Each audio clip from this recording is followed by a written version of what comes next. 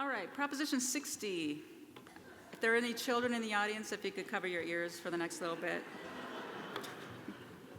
Proposition 60 would place additional requirements on the adult film industry, including a clearer requirement that condoms be used in the making of adult films, and then other provisions that would provide additional tools for the enforcement of this and other health and safety regulations in the workplace. So current state and federal regulations pertaining to workplace health and safety require employers to take action to prevent the spread of infectious diseases in the workplace, right?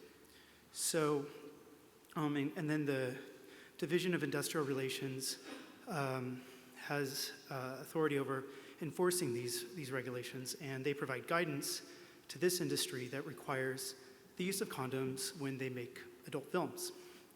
So the proponents of this measure put it on the ballot to clarify what that means in the labor code, and there's some additional requirements, including requiring adult film producers to apply for a license and provide some information to the state whenever they make a film. And there is an extension of the time frame for enforcement of potential violations of the measure, and it makes distributors and agents potentially liable as well for violations of these regulations, and well, this would put it into law. And it also allows, in some cases, any California resident who observes a violation of the law can file a complaint with Cal OSHA, and then if they don't take specified actions in certain timeframes, then they can sue the producer directly. All right, in support, we have the California Peace and Freedom Party and the Santa Monica Democratic Club. I wonder why, right? In opposition, we have the Democratic Party, Republican Party, Libertarian Party, a bunch of Democratic organizations. In support, AIDS Healthcare Foundation, others health organizations. In opposition, free speech, equality, several GLTB organizations. And then in opposition, Senator Mark Leno, and just very few people speaking out on this one for some reason. And then the opposition is heavier amongst the newspapers who are endorsing.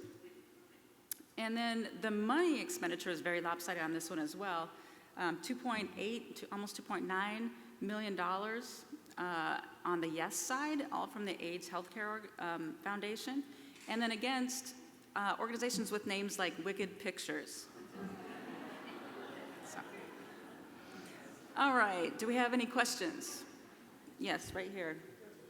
Hold on, could we get you the microphone first, please, because we're trying to record. Thank you. Does this impact the distribution of pornography that's produced outside of the state of California? So this only applies to the production of films within California, and distributors of films made in California could be potentially liable. But if the film is made outside of California, then this law doesn't apply. This law wouldn't apply to them. Could you hand the mic right over? Oh, Sydney.